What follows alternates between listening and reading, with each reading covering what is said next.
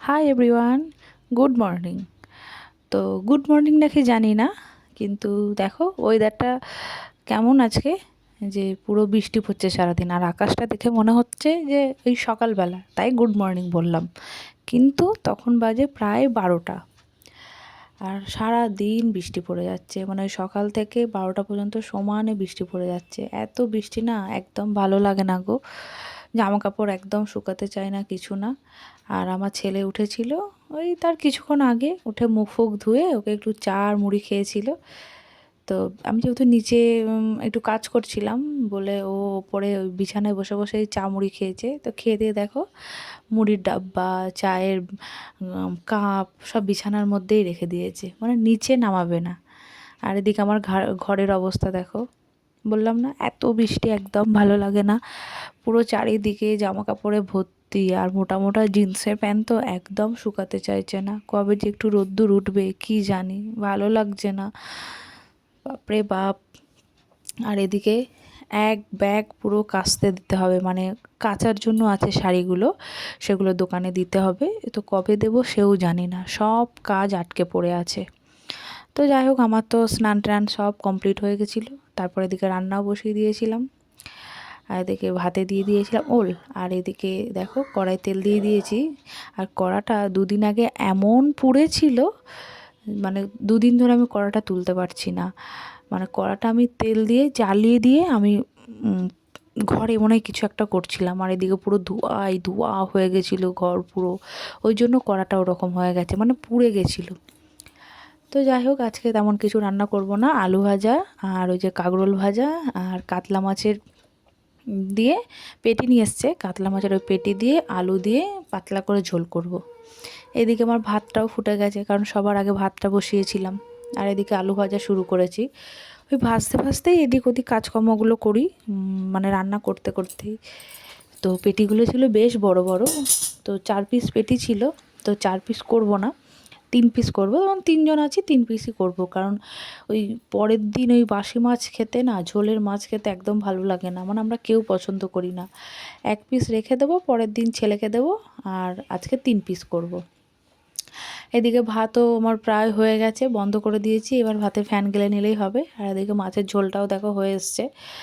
দেখো কড়াটা কীরকম পুড়ে গেছে মাছ ভাজতে গিয়ে, বাপরে বাপ, আমি আর কড়া তুলতে পারছি না, মানে বিরক্ত হয়ে যাচ্ছি, খালি কড়া পুড়ে যাচ্ছে আমার, কেন কি জানি এত কড়া পুড়ছে। আর মাছে তেমন কিছুই মশলা দিয়ে নিই, পাতলা করে টমেটো দিয়ে আলু দিয়ে একটু পেঁয়াজ দিয়ে একটু মাছের ঝোল করব, আর কিছুই না। আর ওগুলো ভাজা, আর ফ্রিজে আছে একটু চাটনি, ব্যাস। তো দেখো আমার মাছের ঝোল হয়ে গেছে, দেখেই বুঝতে পারছো পাতলা একদম, মানে গঙ্গার জল এরকম, কিন্তু খেতে ভীষণ ভালো হয় গো। আর দিয়েছিলাম বললাম একটু ওল, তো এই দেখো ওল ভাতে মাখা হয়ে গেছে। এটা আমার থালা, ওদিকে আমার বড় শুরু করে দিয়েছে খাওয়া দাওয়া, ওটা ছেলেকে দিয়ে দিচ্ছি। মানে ছেলে দেখো খেতে দিয়েছি, আর এদিকে কীরকম করছে। যেহেতু ছেলে বেলায় উঠেছে, ওই জন্য খাবার একদম ইচ্ছা নেই ওর। তো যাই হোক, ওদেরকে দিয়ে দেওয়ার পর আমি নিয়ে নিচ্ছিলাম খাবার, কারণ ওদেরকে আগে দিয়ে দিই, তারপর আমি আমার নিজের খাবার বাড়ি। ওরা খেতে শুরু করে, কারণ আমি লাস্টে বসলে ওদের আগে আমার খাওয়া দাওয়া হয়। কেন জানি না, ওরা আস্তে আস্তে টিভি দেখে আর খায়, আর আমার খেতে বসলে আমার না কথা বলতে ইচ্ছে করে, না আমার টিভি দেখতে ইচ্ছে করে। মানে খাবো তো আমি খাবোই, মানে খেতে বসবো তো আমি 5 মিনিটের মধ্যে আমি ভাত খেয়ে উঠে পড়বো। আমি জলও খাই না জানো, যদি খুব প্রয়োজন না হয় তাহলে আমি জল খাই না। আর ওরা একবার করে জল নেবে, না সরি, একবার করে ভাত খাবে আর একবার করে জল নেবে। কী যে বিরক্ত, মানে একদম ভালো লাগে না। তারপর তো আমার তো খাওয়া দাওয়া হয়ে গেছিলো, কিন্তু ওই যে বললাম ছেলে বেলা করে খেয়েছে, ওই জন্য ছেলে আর একদম খেতে চাইছিল না। ওই জন্য অত বড় ছেলেটাকে কোলে বসিয়ে আমাকে খাইয়ে দিতে হচ্ছিলো জানো। মানে রাগ ধরে যায় মাঝে মাঝে, কি বলবো আর, কিন্তু কিছু করারও থাকে না, ভাতগুলো ফেলে দেবো, ওই জন্য ওকে খাইয়ে দিলে আবার খেয়ে নেয়। তো যাই হোক, খাওয়া দাওয়া কমপ্লিট করে এসে বাইরেটা দাঁড়ালাম, তখনও মানে ঝিরিঝিরি ঝিরিঝিরি বৃষ্টি পড়ছিল, একদম বৃষ্টি কমেনি। আর তখনই পাশের বাড়ি কাকিমা এসে দিল আমাকে কাঁঠাল। আমি কাঁঠাল খাই না, খায় আমার বর, আমার ছেলেও ভালোবাসে না, কিন্তু কোয়াগুলো ছিল বেশ ভালো জানো, দেখে মনে হচ্ছিলো খেতে, কিন্তু আমি খাইনি গো, আমার ভালো লাগে না। তো খাইনি, খাই না সেটা বলবো না, খেয়েছিলাম আমার বোনের বিয়েতে। আমার বোনের শ্বশুরবাড়ি থেকে গাছ পাকা কাঁঠাল দিয়েছিল, তা আমি ওখান থেকে ওই কিছু কোয়া খেয়েছিলাম। তো এটা খাবো না, তো আমার পছন্দর নয়। তো ছেলেকে আমি জিজ্ঞাসা করছিলাম তুমি খাবে, তো ছেলে বলছে যে না। প্রথমে বললো হ্যাঁ, তারপর আমি যখন বলছি সত্যি তো তখন হাসছে আর বলছে না আমি খাবো না। আমি যে কেন, একটা খেয়ে দেখবে, বলে না।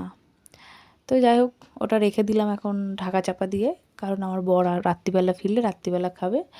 তারপর একটু ছেলেকে পড়াতে বসেছিলাম দুপুরবেলা, কারণ ছেলের পরীক্ষা আর কদিন পরে। আর যেহেতু সব জলের বোতলগুলো খালি হয়ে গেছিলো বিকালবেলার দিক করে, ছেলেকে দিয়েছিলাম সব ভরতে। আর ছেলের আজকে বায়না ছিল রাত্রিবেলা খাবে পরোটা আর ছোলার ডাল, কারণ ছেলে ছোলার ডাল খেতে ভীষণ পছন্দ করে। তাই রাত্রিবেলার আজকে আমাদের রান্না হবে পরোটা ছোলার ডাল। তো এটাই বসিয়েছিলাম।